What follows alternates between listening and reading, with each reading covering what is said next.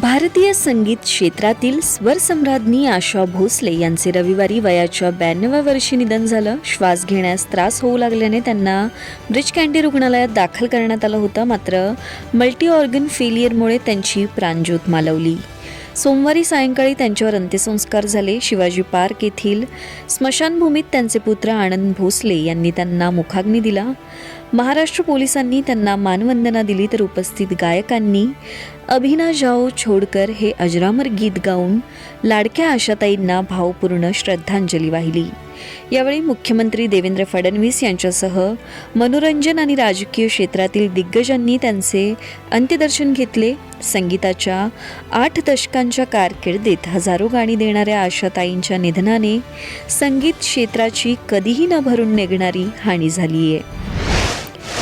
मुख्यमंत्री देवेंद्र फडणवीस यांच्या अध्यक्षतेखाली झालेल्या मंत्रिमंडळ बैठकीत विकसित महाराष्ट्र 2047च्या दृष्टीने 8 मोठे निर्णय घेण्यात आले. दिग्गज गायिका आशा भोसले यांच्या स्मृतिप्रित्यर्थ मुंबईत भव्य संगीत अकादमी उभारण्याचा ऐतिहासिक निर्णय यावेळी झाला. प्रशासकीय सुधारणांतर्गत MPSC संवर्गाची संख्या 53 वरून 153 करण्यात आली असून महाजॉब्स पोर्टलवर निपुण सेतू उपक्रम राबविला जाईल. मुंबईत IAS स्किल टेक विद्यापीठ स्थापनेसह वैद्यकीय क्षेत्रासाठी जपानकडून 3,708 कोटींचे अर्थसहाय्य मिळवण्यास मंजुरी देण्यात आली आहे.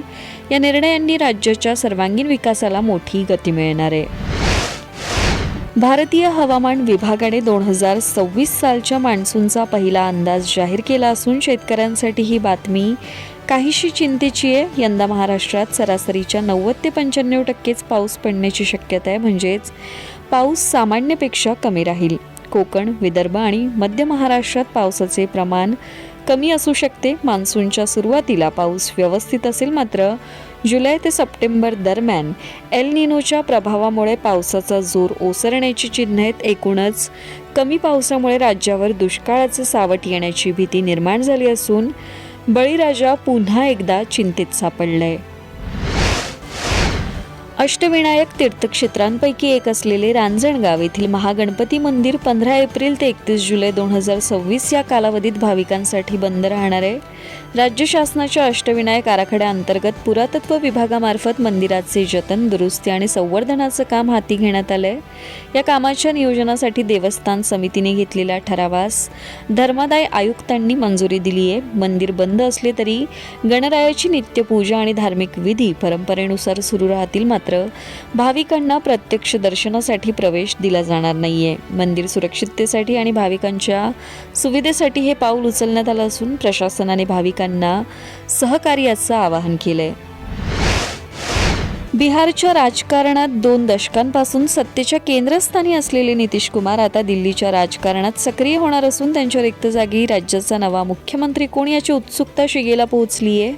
भाजपने केंद्रीय मंत्री शिवराज सिंह चौहान यांची निरीक्षक म्हणून नियुक्ती केली असून मंगळवारी विधिमंडळ दलाच्या बैठकीत नव्या नेत्याची निवड केली जाईल. मुख्यमंत्रीपदाच्या शर्यतीत सध्या उपमुख्यमंत्री सम्राट चौधरी आणि केंद्रीय मंत्री नित्यानंद राय यांची नावं आघाडीवर आहेत. दरम्यान नितीश कुमार यांचे पुत्र निशांत कुमार यांच्याकडे उपमुख्यमंत्रीपद सोपवलं जाण्याची शक्यता असून नवीन मुख्यमंत्र्यांच्या शपथविधी सोहळ्याकडे संपूर्ण देशाचं लक्ष लागलंय. हंगेरीच्या राजकारणावर 1.5 दशकाहून अधिक काळ वर्चस्व गाजवणारे पंतप्रधान आणि डोनाल्ड ट्रम्प यांचे निकटवर्तीय विक्टर ओर्बान यांचा संसदीय निवडणुकीत धक्कादायक पराभव झालाय. त्यांचेच माजी सहकारी पीटर मॅग्युअर यांच्या नेतृत्वाखालील विरोधी लाटेने ओर्बान यांची 16 वर्षांची सत्ता संपुष्टात आणली. वाढती महागाई, भ्रष्टाचाराचे आरोप आणि युरोपियन युनियनसोबतच्या संघर्षामुळे जनतेमध्ये मोठा असंतोष होता.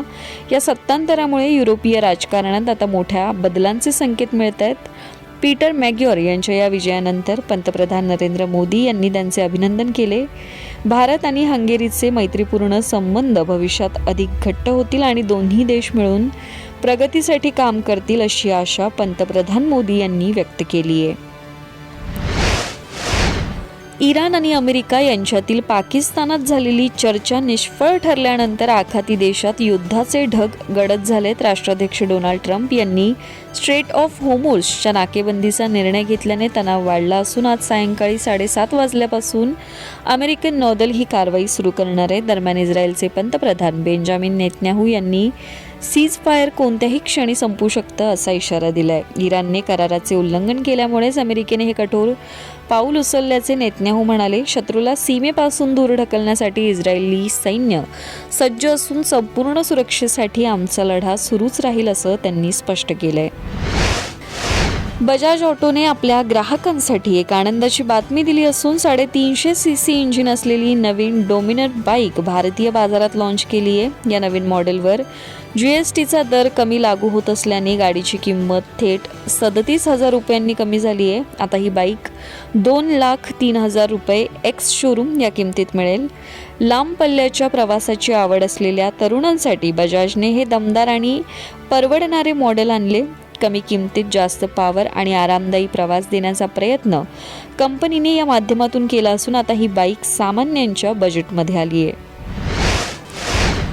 रेडमीने आपला स्वस्त 5G smartphone Redmi A7 Pro 5G भारतात लॉन्च केला आहे. ज्यांना कमी किमतीत जास्त काळ टिकणारी बॅटरी हवी आहे त्यांच्यासाठी हा उत्तम पर्याय आहे. या फोनमध्ये मोठी 6.9 इंचाची स्क्रीन आणि 6300 mAhची पॉवरफुल बॅटरी आहे. फोनमध्ये 32 मेगापिक्सेलचा मुख्य कॅमेरा असून तो Android 16वर चालतो. कंपनीने यावर 4 वर्षे अपडेट्स देण्याचे आश्वासन दिले. या फोनची सुरुवातीची किंमत 11,499 रुपये असून 15 एप्रिलपासून तो विक्रीसाठी उपलब्ध होईल. हा फोन 3 आकर्षक रंगात ग्राहकांना खरेदी करता येणार आहे. RCB आणि मुंबई इंडियन्स यांच्यातील सामन्यात हार्दिक आणि कृणाल पंड्या यांच्यातील तणाव उघडपणे पाहायला मिळाला. हार्दिक फलंदाजीला आल्यावर कृणालने त्याचे स्वागत तीक्ष्ण बाउन्सरने केले. धक्कादायक म्हणजे जेकब डेफीने हार्दिकला बाद केल्यावर कृणालने अत्यंत आक्रमकपणे जल्लोष केला, ज्यामुळे सोशल मीडियावर चर्चेला उधाण आले. विशेष म्हणजे सामना संपल्यानंतरही दोन्ही भावांनी एकमेकांशी हस्तांदोलन करणं टाळलं. गेल्या महिन्यात T20 वर्ल्ड कप विजयानंतरही कृणालने हार्दिकसाठी कोणतीही प्रतिक्रिया दिली नव्हती. कालच्या या वागणुकीमुळे पंड्या बंधूंमध्ये मोठे बिनसल्याच्या चर्चांना आता बळ मिळालंय.